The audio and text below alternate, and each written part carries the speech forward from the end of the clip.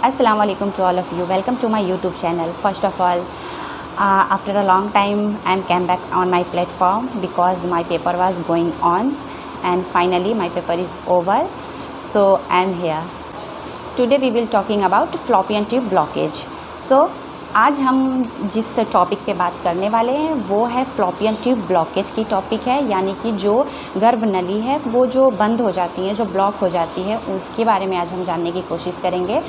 और सबसे पहले तो हम ये जानने की कोशिश करेंगे उसमें नॉर्मल प्रोसेस क्या होते हैं, फर्टिलाइजेशन के नॉर्मल प्रोसेस। देन हम ट्यूब ब्लॉकेज के क्या क्या कारण हैं, ट्यूब ब्लॉकेज के क्या कॉज होते हैं, क्या ट्रीटमेंट होते हैं, क्या टेस्ट होते हैं, इसके अलावा क्या साइन एंड सिम्टम्स होते हैं, हम सब इस वीडियो में जानने की कोशिश करेंगे।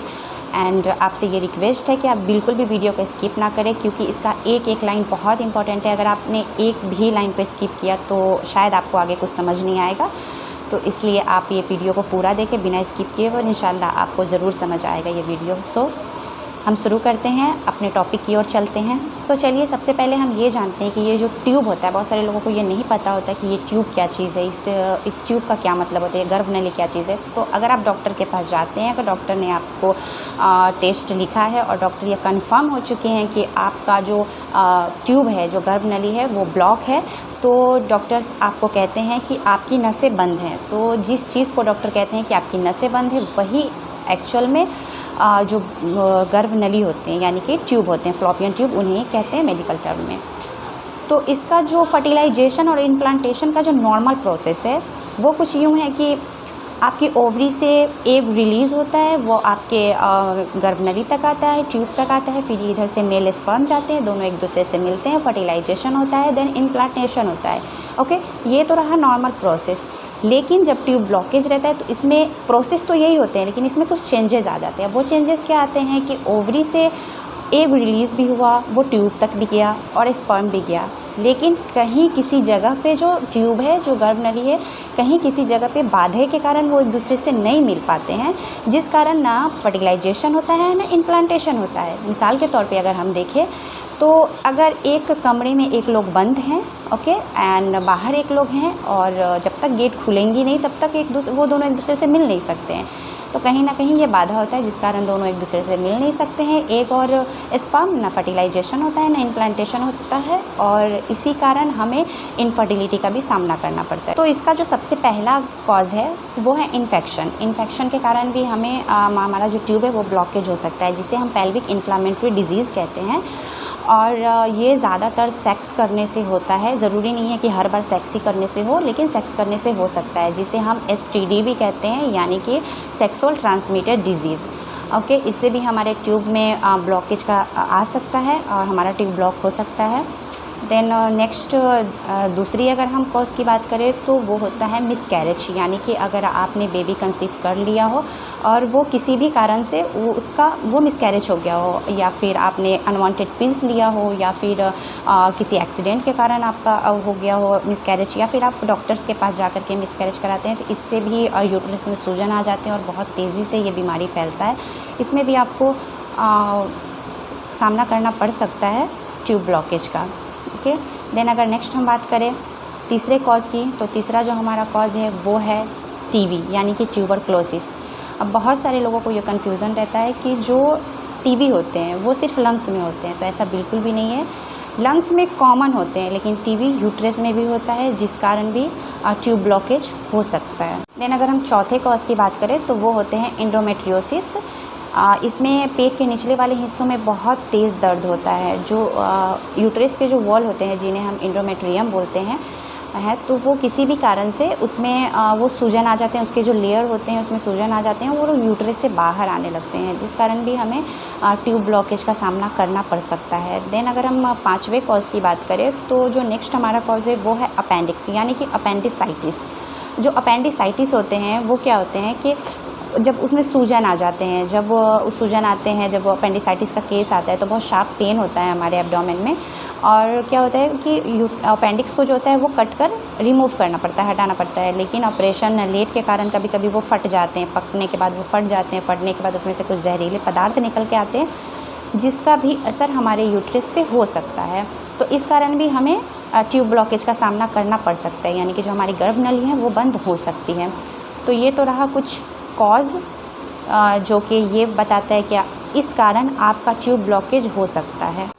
अब हम टेस्ट की बातें करते हैं कि इसमें टेस्ट डॉक्टर क्या लिखते हैं। तो टेस्ट जो इसमें डॉक्टर लिखते हैं वो टेस्ट होता है आपका HSG यानी कि हिस्ट्रोसल्पिंजोग्राफी। ठीक है, ये एक तरह के यूट्रस के एक्सरे होते हैं जिसमें ये क्लियर पता चल जाता है कि आपका जो ट्यूब है वो एक साइड का ब्लॉक है या दोनों साइड का ब्लॉक है, और इसी को मद्देनज़र रखते हुए डॉक्टर आपको ट्रीटमेंट देते हैं।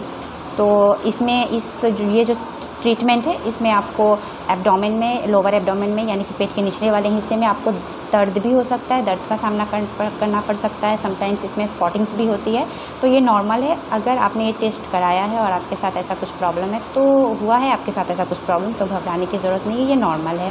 ओके, तो अब हम बात करते हैं ट्रीटमेंट की। जो ट्रीटमेंट होते हैं वो ट्यूब ब्लॉकेज के जो ट्रीटमेंट होते हैं वो इस बात पे निर्भर होते हैं कि आपके कौन से साइड का ट्यूब ब्लॉक है, यानी कि एक साइड का लेफ़्ट का है या राइट का है या दोनों साइड का ट्यूब ब्लॉकेज है, इस बात पे ये निर्भर करता है। अगर आपके एक साइड का ट्यूब ब्लॉकेज, आपने HSG कराया है, डॉक्टर ने क्लियर कर दिया कि आपके HSG में एक साइड का ट्यूब ब्लॉक है, तो इसमें ज़्यादा घबराने की ज़रूरत नहीं है। इसमें आप बेबी होने के चांसेस होते हैं। ठीक है, और आप डॉक्टर से कंसल्ट करें, डॉक्टर आपको ओवल्यूशन इंड्यूसिंग ड्रग देंगे। ओवल्यूशन इंड्यूसिंग ड्रग जो होती है, इससे क्या होती है कि आपके जो एग होते हैं, एग का क्वालिटी एंड साइज़ अच्छी तरीके से बनेगा और जो बच्चे होंगे आपके बच्चे होने के चांसेस बढ़ जाएंगे। ठीक है, तो एक साइड का अगर आपका ट्यूब ब्लॉक है तो इसमें ज़्यादा घबराने की ज़रूरत नहीं है। हाँ, अगर आपके दोनों साइड की ट्यूब ब्लॉकेज है तो उसमें डॉक्टर आपको कुछ स्पेशल ट्रीटमेंट देते हैं, जैसे कि अगर आपके दोनों साइड के ट्यूब ब्लॉक हैं तो आपको इसमें ओपन सर्जरी भी होता है। तो इसमें एक रीकैनालाइजेशन होता है। रीकैनालाइजेशन जो होता है वो रीकैनालाइजेशन हम इस तरीके से समझ सकते हैं कि आपके नीचे से, यानी कि जो वेजाइना का जो रूट होता है, वेजाइना के रूट से डॉक्टर एक कैथेटर डालते हैं और उस कैथेटर से उस ब्लॉकेज को खोलने की कोशिश करते हैं। मिसाल के तौर पे आप ये जान लें कि एक नली है और एक जो नाली होती है जिसमें पानी गुजरते हैं, तो वो बंद हो चुका है आपका वो नाली। तो उसको कभी कभी ऐसा होता है कि उसको खोलने के लिए आपको एक डंडे वंडे का सहारा लेना पड़ता है, जिससे हम उसको क्लीन करते हैं एंड क्लीन करने के बाद हमारा जो पानी होता है वो पास हो जाता है। तो डॉक्टर इसी तरीके से उस ट्यूब को क्लीन करने की कोशिश करते हैं। किसी भी तरह की कोई झिल्ली है या कुछ भी है, उसको क्लीन करने की कोशिश करते हैं। तो रीकैनालाइजेशन इसे ही कहते हैं। इसमें ओपन सर्जरी बिल्कुल भी नहीं होता है, ये आपके वेजाइना रूट से इस प्रोसेस को कंप्लीट किया जाता है। Then next doctor open surgery भी करते हैं, जिसे हम हिस्ट्रोलाइप्रोस्कोपी रीकैनालाइजेशन कहते हैं। ओके, इसमें क्या होता है, इसमें डॉक्टर ओपन सर्जरी करते हैं, यानी कि जब आप डॉक्टर्स के पास जाएंगे तो डॉक्टर्स आपका ओपन सर्जरी करेंगे। इसमें जो आपका जहाँ पर आपके ट्यूब ब्लॉक है, जहाँ पे गर्भनली आपका बंद है, तो उस जगह को डॉक्टर कट कर हटा देते हैं एंड रीजॉइन कर देते हैं दोनों को। आप इस तस्वीर में आप सही ढंग से देख पा रही होंगी कि किस तरीके से ये प्रोसेस पूरा किया जाता है। तो ये तो हम आपके नॉलेज के लिए बता रहे हैं, वैसे ये डॉक्टर का काम है, ये तो डॉक्टर ही करेंगे आपकी कंडीशन को देखकर।